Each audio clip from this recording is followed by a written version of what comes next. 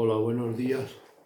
Bueno, vamos a ver si terminamos hoy con este vídeo, con la exposición que estábamos haciendo de las críticas del viejo Schelling a Hegel desde en su última filosofía, que alcanza una resonancia en el ambiente filosófico de aquella época desde su acceso a la cátedra dejada vacante por Hegel en Berlín, en la Universidad de Berlín.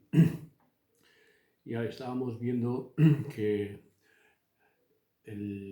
uno de los inicios de esta crítica había sido la explicación que daba Hegel en su sistema del paso de la lógica a la filosofía de la naturaleza, en la que Schelling había visto que Hegel incurría en una inconsecuencia porque no podía deducir ese paso sin introducir conceptos extraños, conceptos místicos, como el concepto de la idea, la expresión hegeliana de la idea que se deja caer en la naturaleza.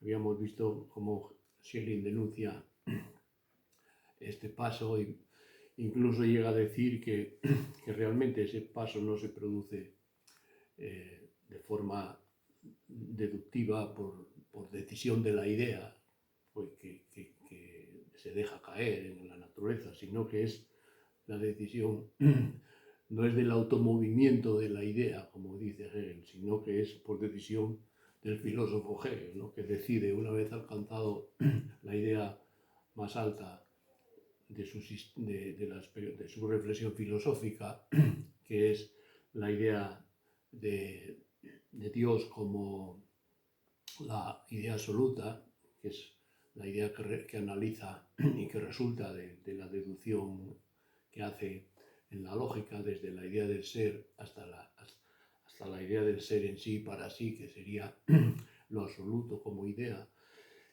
Si él viene a decir que es Hegel el que decide dar ese paso, por tanto que es inconsecuente. Como vemos, hay aquí una revancha de Hegel frente a las críticas que le había hecho, una revancha de Schelling frente a las críticas que le había hecho Hegel en el prólogo, el famoso prólogo de la fenomenología del espíritu, cuando criticaba el absoluto schillingiano como la noche en la que todos los gatos son pardos.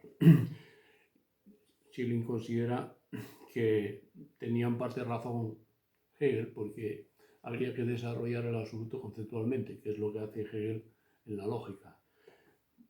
En este sentido, Schelling de alguna manera pues reconoce que en parte Hegel tenía razón, él no había desarrollado lo absoluto como idea. Esto lo hizo Hegel de una forma brillante y esto lo admite Schelling. Lo que sin embargo Schelling le sigue reprochando es que Hegel pretende, diríamos, comenzar la filosofía de la naturaleza partiendo de este absoluto entendido como idea. Ya vimos que una discrepancia que tenía Schelling con Hegel es que lo absoluto aunque para Hegel lo absoluto no solamente debe ser entendido como sustancia, sino también como sujeto, ¿no? Como dice en el prólogo de la fenomenología. Sin embargo, luego Hegel acaba diciendo que la forma más alta de lo absoluto es la idea, el espíritu, la subjetividad. Y en ese sentido, pues hay una desfiguración que el propio Schelling denuncia de la filosofía de la identidad, de la idea de la identidad de Schelling, ¿no? Que para Schelling la identidad siempre es indiferencia, no se puede privilegiar la identidad tomada como lo absoluto, ¿no? Como idea última a la que hay que remitirse para explicar la realidad, siempre es una indiferencia de sujeto y objeto, no se puede entender, no se puede privilegiar la subjetividad, como hizo Hegel, ¿no? Eso es la tendencia que llevó a Hegel al idealismo, a dar la formulación más alta del idealismo, como idealismo absoluto. Pero ya dijimos que Schelling propiamente hace una crítica aquí al idealismo, pero no solamente al idealismo de Hegel o al de Fichte, como había hecho antes. Yo creo que Schelling está abriendo una posición filosófica que va más allá del idealismo y que anuncia pues las corrientes contemporáneas de la filosofía, como fueron el marxismo, el positivismo, ¿no? Schelling, habíamos dicho en el último vídeo, que introduce pues ya la fórmula de la inversión de Hegel, que es la que hará Marx, ¿no? o la izquierda hegeliana. Arnold Ruge, por ejemplo, que es uno de los representantes de la izquierda hegeliana entonces, que es el fundador de los anales franco-alemanes, donde Marx escribió. Arnold Ruge entró en contacto con Schelling en estas lecciones de Berlín. Y precisamente esta idea que formula Schelling contra Hegel diciendo que no se puede decir que el pensar determina al ser, como hace Hegel para explicar el origen de la naturaleza a partir de la idea, ¿no? A partir de la idea, que es el pensar, surge el ser, que es la naturaleza. Si él dice lo contrario, es más bien lo contrario, es el ser que determina el pensar. Entonces, esta idea después es la clave de la inversión que hace, famosa inversión que hace Marx de Hegel. Es Schelling el primero que la formula. Y precisamente lo que tenemos que analizar es en qué consiste esta idea de ser que introduce Schelling, ¿no? La idea del ser que determina el pensar.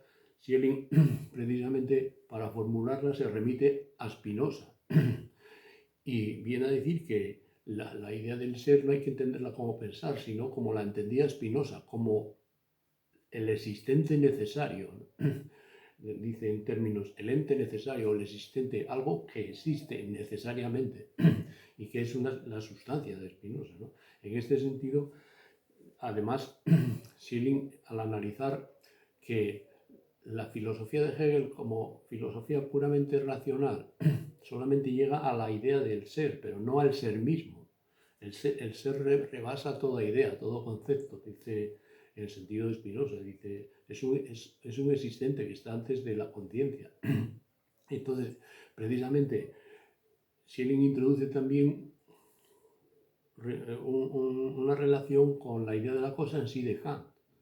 Kant había introducido la idea de que existe una cosa en sí que es incognoscible, que está más allá de la conciencia, y esta idea había sido rechazada por Fichte, como vimos, y para crear un sistema idealista.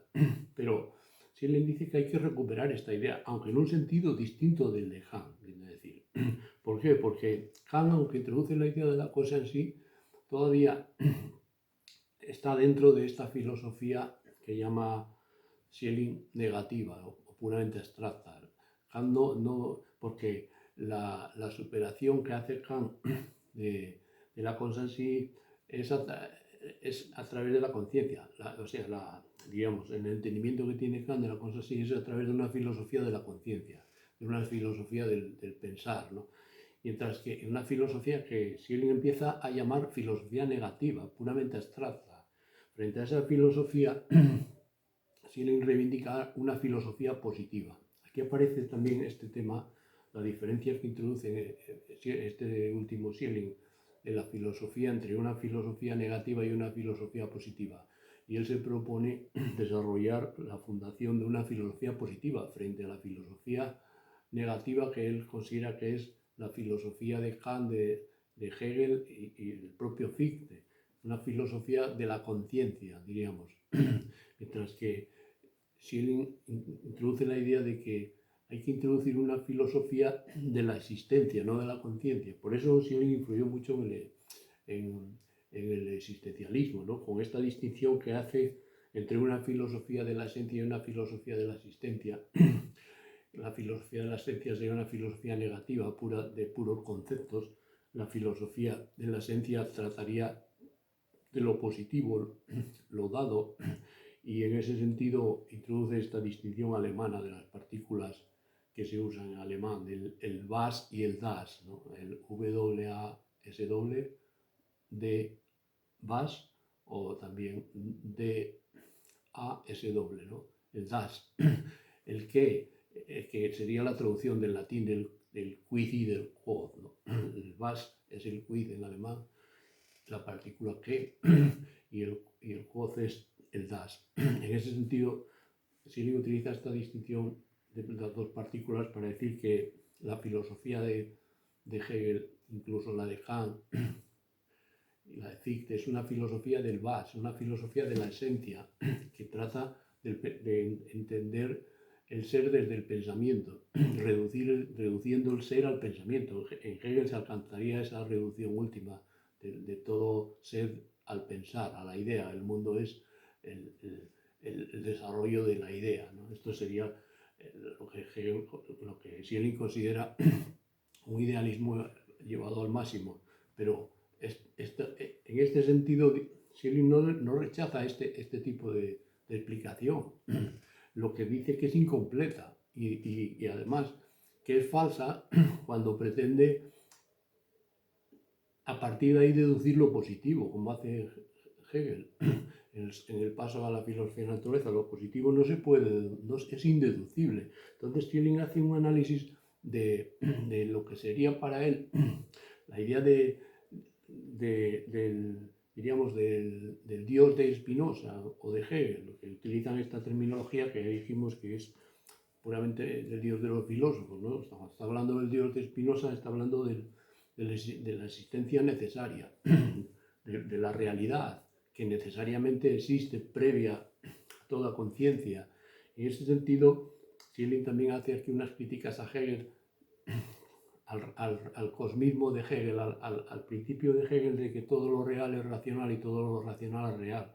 Schelling dice que el principio de la filosofía, cuando se alcanza, va más allá de la conciencia, es la existencia necesaria de Spinoza. Y esa existencia, lejos de ser racional, incluye muchos aspectos irracionales. No se puede reducir a la razón. Introduce digamos, ahí, para decirlo en términos de los análisis que hacía Gustavo Bueno o Vidal Peña al concepto de sustancia espinosa, cuando dicen que la sustancia espinosa no es cosmista, no es monista, es pluralidad, es partes extrapartes, es pluralidad irreductible, es pluralismo. Spinoza es parte de la sustancia espinosa, implica un pluralismo, no un monismo. Por eso el sistema de Spinoza no es monista. Aquí podemos decir que es lo mismo que está diciendo Schelling frente a Hegel, ¿no? Que el principio de la filosofía es un principio que va más allá del pensamiento, y que solo se capta de una forma negativa desde el punto de vista del pensamiento, como una idea límite, lo absoluto en sentido ontológico general, diríamos, pero que en sí mismo no se puede reducir a lo racional, porque es algo ante lo que la razón se estrella, dice Schelling, ¿no? Queda atónita y cae en una especie de éxtasis, ¿no? En el sentido de que ahí se encuentra una barrera irreductible por la cual no se puede entender la realidad racionalmente hasta el final, no se puede alcanzar este racionalismo. Para Hegel, para Schelling, entiende este límite. En ese sentido, Schelling formula esta idea de lo absoluto con una terminología nueva, que en alemán, que utiliza la palabra lo absoluto como un Grund, con la partícula alemana que es negativa, y Grund, que significa fundamento, base, ¿no? Lo último, como en inglés también se dice la tierra o el Grund Control, ¿no? En inglés, ¿no? El fundamento de donde se controla todo. En alemán la palabra es Grund, que significa eso, el soporte. También significa razón, lo que da razón de lo demás, ¿no?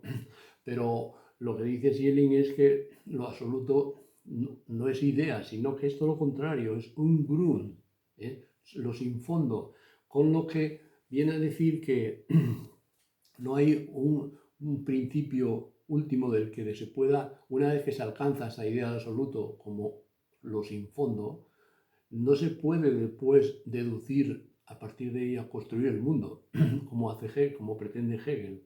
Hegel cree que de la idea de Dios se puede deducir el mundo, ¿no? Claro, si en la idea de Dios que tiene, y hablaremos después de este otro aspecto que atañe a la filosofía de la religión, que seguramente que es también la parte más importante de esta segunda filosofía de Schelling, ¿no? Los análisis que hace sobre la religión, sobre la mitología, sobre la historia de las religiones, los escritos sobre pues, la introducción a la mitología o la filosofía de la revelación, ¿no? La filosofía revelada.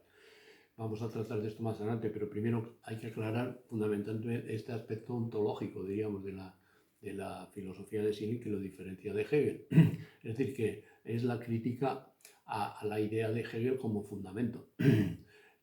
Para Schelling el regreso de la filosofía de Hegel llega a un fundamento, pero puramente negativo, que es racional, pero alcanza, diríamos, el nivel más alto al que llega la explicación racional del mundo.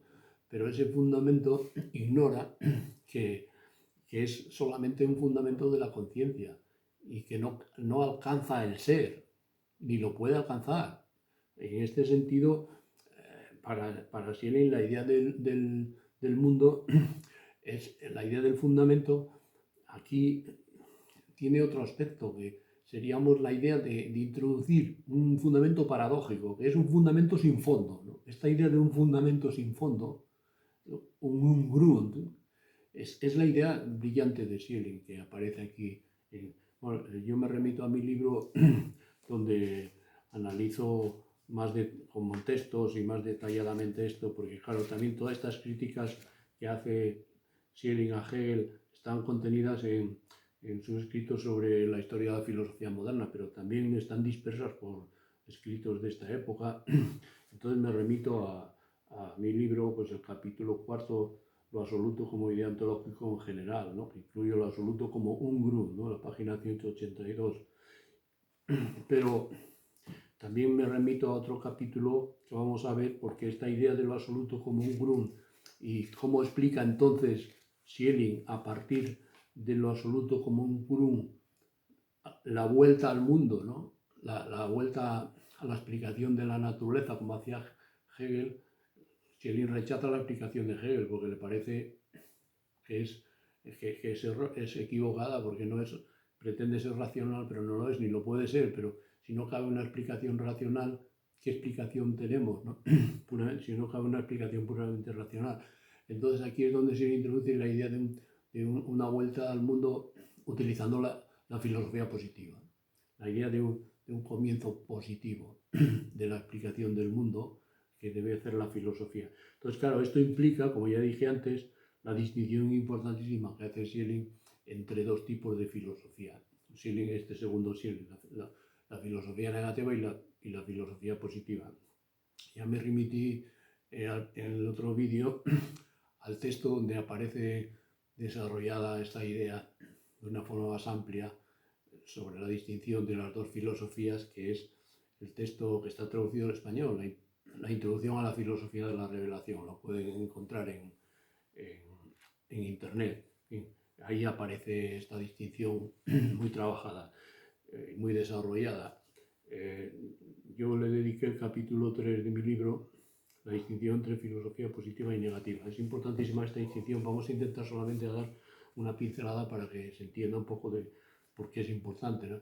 Yo creo la forma de enfocarla, creo que se puede hacer de una forma comparativa con lo que hizo con Kant, ¿no?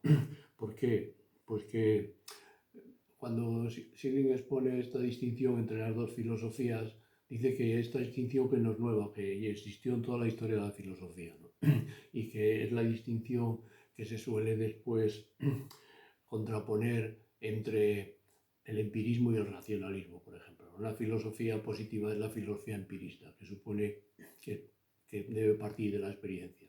Esta filosofía siempre estuvo enfrentada a la posición contraria, que sería una filosofía negativa o puramente racionalista, que no necesita la experiencia sensible. Tendría que ver con el platonismo.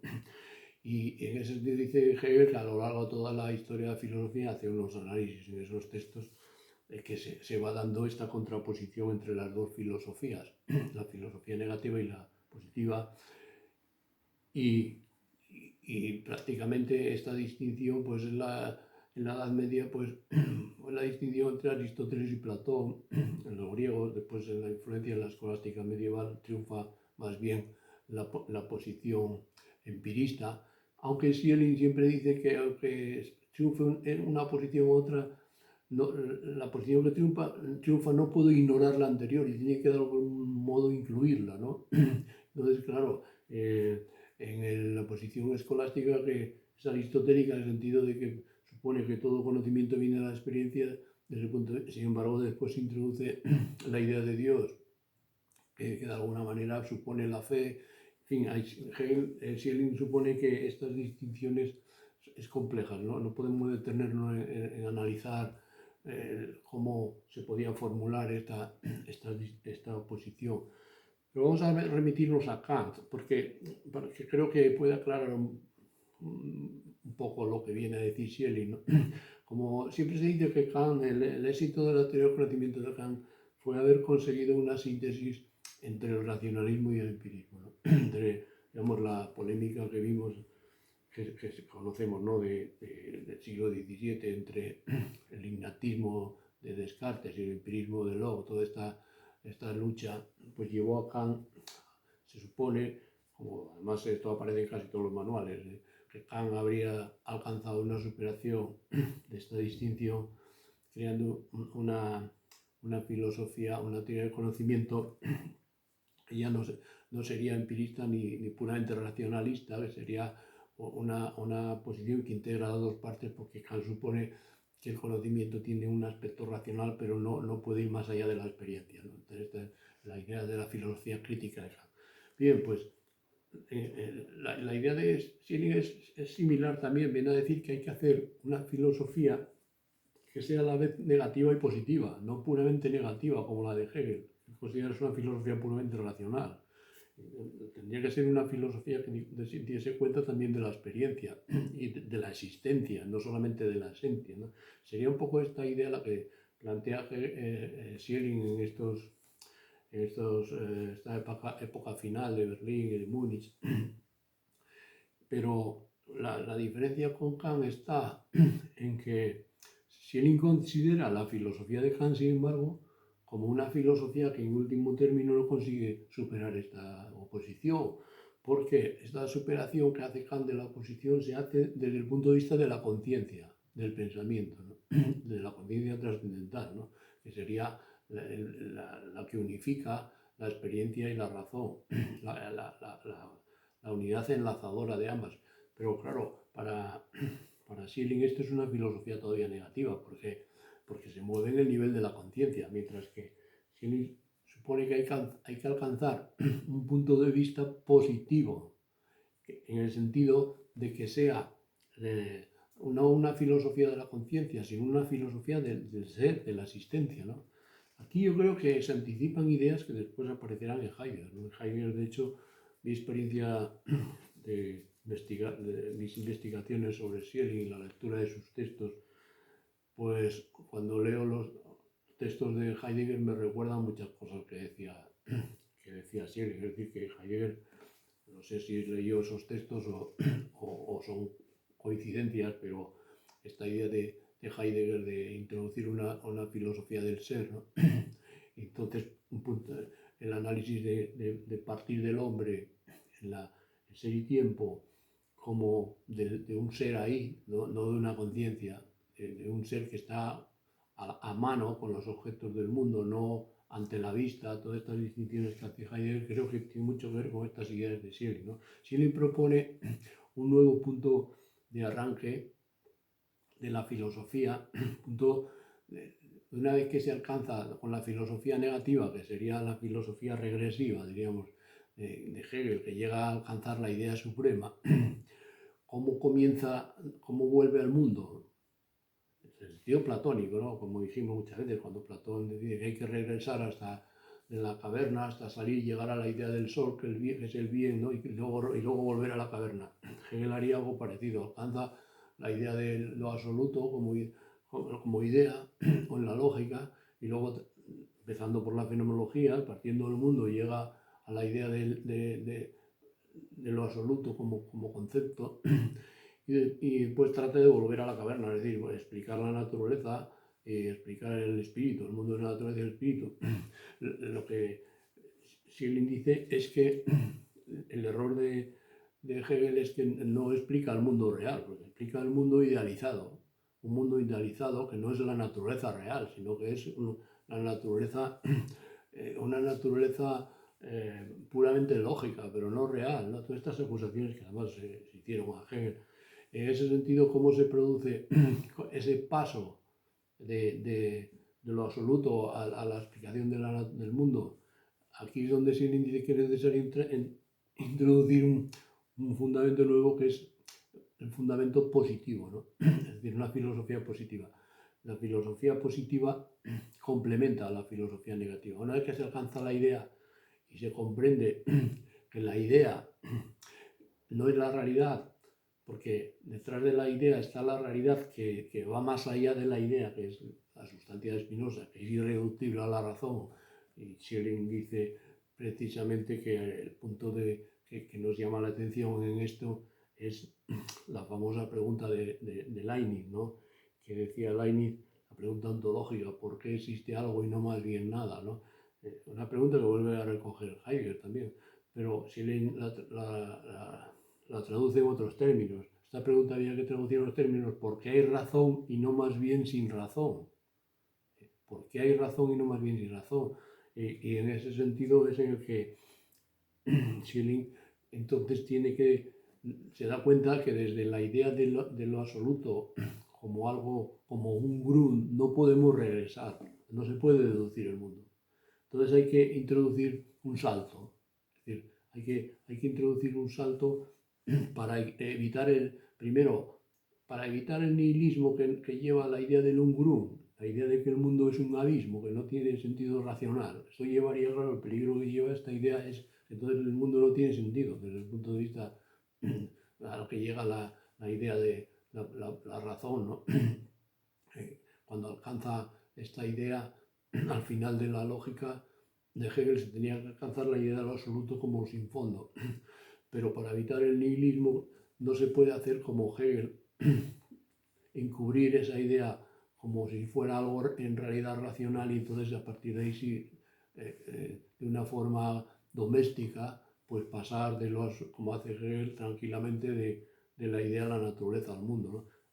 Schelling es consciente de que no es posible dar ese paso, que hay un abismo.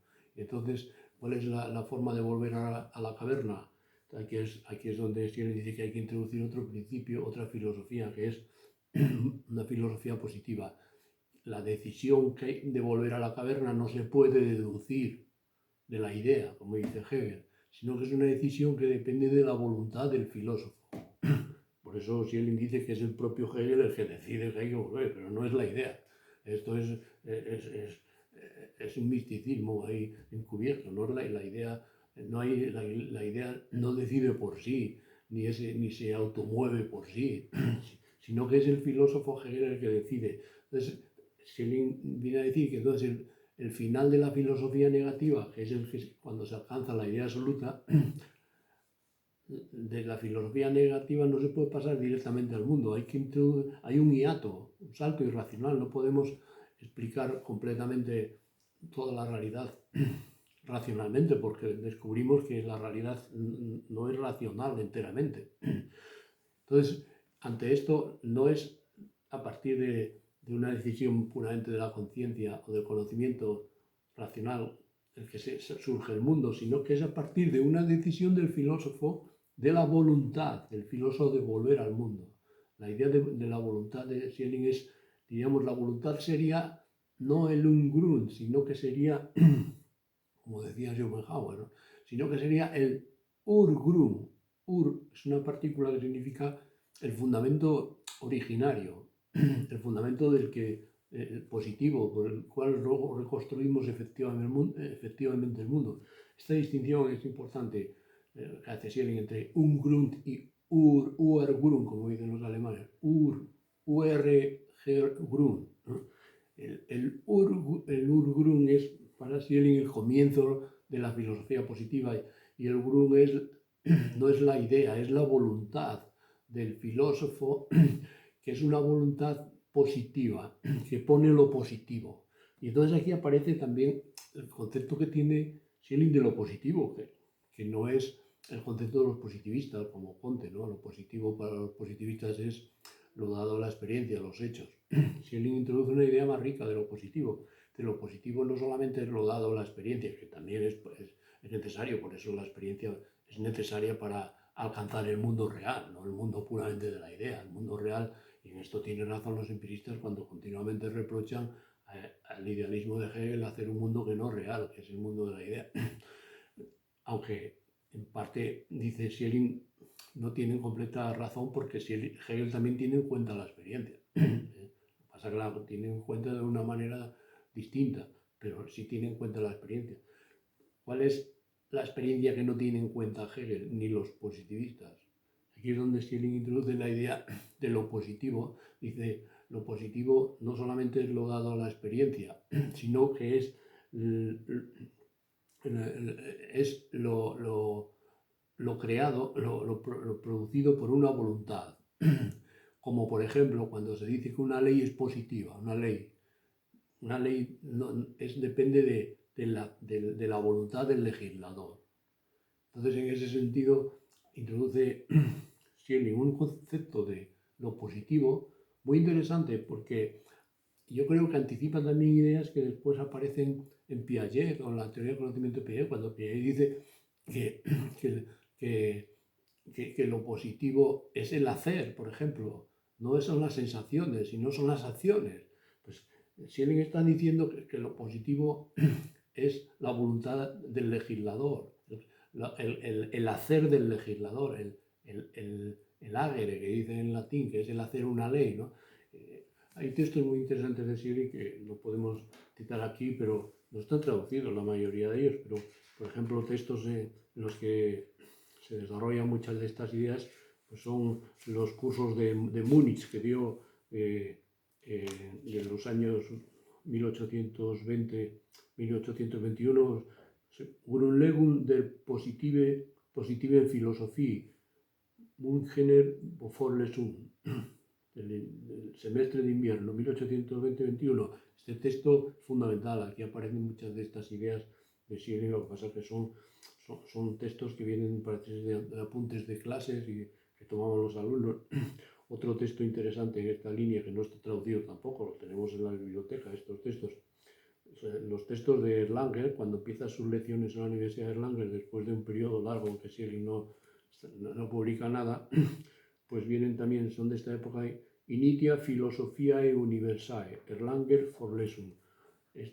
Este texto también es fundamental para estas ideas que estoy exponiendo y que apuntan a la necesidad que ve Schelling de buscar un nuevo fundamento para la filosofía, para arrancar la filosofía positiva, la vuelta al mundo, diríamos, la aplicación del mundo no se puede hacer como Hegel desde la idea, hay que hacerla desde la voluntad del filósofo, desde el hacer, desde la acción, del filósofo que decide por las razones que sean, pero no por pura racionalidad, por razones particulares, no por una razón general que rige el mundo, como piensa Hegel, volver a la naturaleza, ¿no? Y explicar la naturaleza. Y esto sería el contenido que llama Schelling el verdadero inicio de la vuelta, que es positivo, es un inicio positivo, una vuelta. Y en ese sentido aparece la idea de Schelling, que creo que va más allá de Kant, porque este inicio no tiene que ver con la conciencia, como diría Kant, o Fichte, la idea de partir de la conciencia trascendental, sino que aquí se parte de algo positivo, digamos, de una voluntad positiva, una voluntad de acción positiva para explicar el mundo, y entonces aquí empezaría la explicación de la naturaleza y del espíritu, que serían dos partes. Esto sería en esencia, muy resumido, porque no podemos detenernos más, un poco la contraposición entre este viejo Schelling y Hegel, ¿no? Una contraposición de dos filosofías que se ve claramente cómo se diferencian y cómo Schelling en este sentido sí se puede decir aquello que decía Heidegger, que es el pensador del idealismo alemán, que va más allá de que sus